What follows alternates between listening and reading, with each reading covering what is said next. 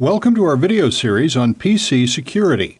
In this video, we'll introduce you to some of the serious security threats to your computer.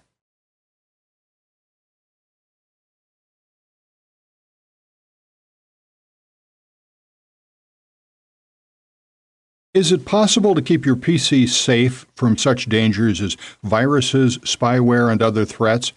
The answer is yes, at least in my experience, because I've managed to do so with great success for many years. And that's what I'll be talking through in this set of videos: how to keep your PC running Microsoft Windows safe from dangers, safe from viruses, safe from spyware and adware, and many other dangers as well that can arrive on your computer, sometimes without your even being aware of it. Some of these dangers do actually work in the background.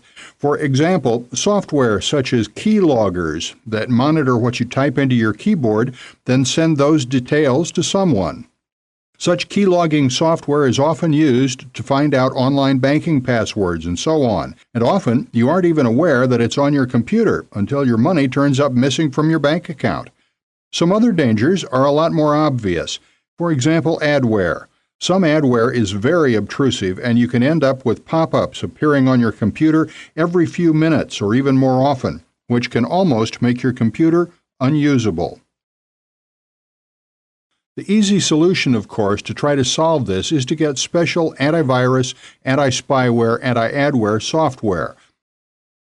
One of the leading companies that sells antivirus and anti-spyware and essentially general Internet PC security software is Zone Alarm. And one of their all-in-one products is Zone Alarm Internet Security Suite. And there are also other products by McAfee and Norton, two very well-known companies, and there are others as well. You can, of course, just go with such a solution and hope that that covers you, and in many instances, it would.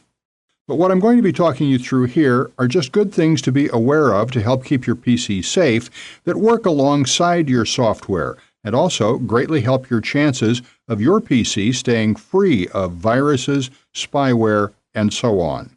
What I'll be talking you through will give you more information on what the dangers are and what you can do to avoid them easily, some simple changes you can make to avoid the problems, and a lot of it really just comes down to being able to recognize the dangers and being a bit more careful about everything you do on your computer. Actually, a big part of it is being able to recognize the dangers and then taking appropriate action. Actually, I have the free version of Zone Alarm here, which is just the firewall, which I'll come to a bit later to explain what a firewall is and why you need it. I just have free software on this PC, and I've managed to keep it safe from any problems for several years now, so I'll be explaining how I did that. And if you're happy to just pay a bit more attention to everything that's going on with your PC and exactly what you do at every step with your PC, that process of just being more careful and more aware of what's going on can actually be used instead of costly software. But actually both options, the software and being careful and keeping an eye out for danger, can work together to keep your PC very safe from such problems. So first of all, let's talk through some of the potential dangers. I've already touched on a couple of previous examples. You can get adware on your computer, and adware is a really obtrusive way to advertise.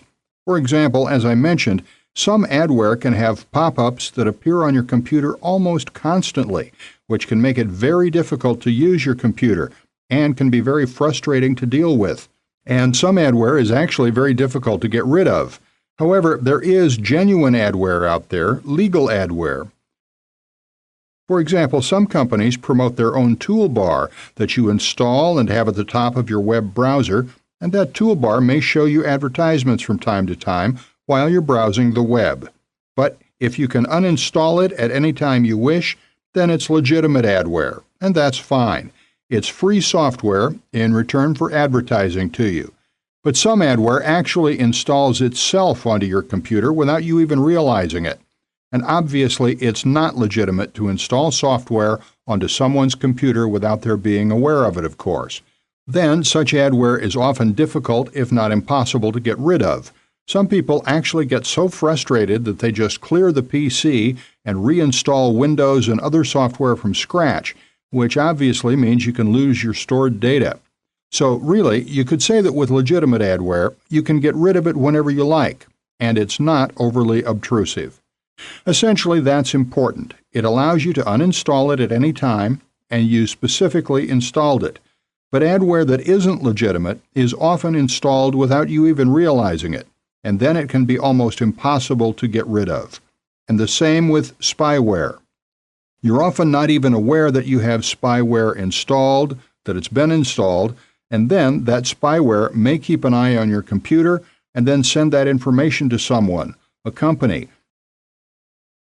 And actually, the terms adware, spyware, and malware, M-A-L-W-A-R-E, are sometimes used interchangeably, and there is some overlap perhaps. I've detailed what adware is, and you can look for definitions of spyware and malware, but the broad definition of spyware is what I've detailed. It collects information on you and sends it somewhere. And perhaps a broad definition of malware is that it's unwanted software that does unpleasant things on your computer. I'm sure by doing a search you could find more accurate descriptions, but there's a lot of overlap between the terms. Apart from the legitimate adware I detailed, they're basically all unwanted software that are doing unpleasant things on your PC. Viruses are also unwanted software that you didn't purposely install that can do damage to your computer. They can cause you to lose data. They can corrupt your version of Windows, and so on.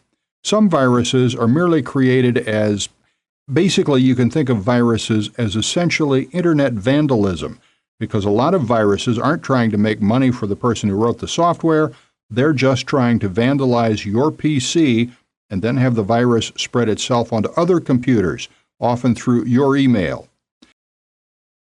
And also, as I mentioned previously, there are also keyloggers that may be installed on your computer, again without you realizing it, and when you type anything on the keyboard, or even sometimes when you move your mouse, especially on certain sites such as banking sites where you have to choose a password through the movements of the mouse rather than typing it in, then all that can be tracked by the keylogger and then sent to a company or the person who wrote the keylogging software. And now there's also software that sends spam emails from your computer without you even realizing it, and that's how a lot of spam is sent these days. Thousands, if not tens of thousands or hundreds of thousands of computers have this software installed on it, and the owners of the computers don't realize it. Then, whenever the creator of the software wants to send out new spam, he sends it out using that software to those thousands of computers.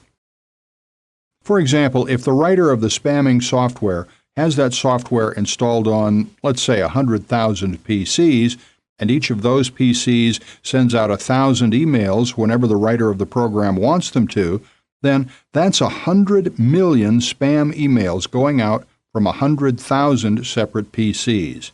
That way, it's very difficult for people trying to track down spammers to actually find the original sender of the spam because it's coming from so many different computers.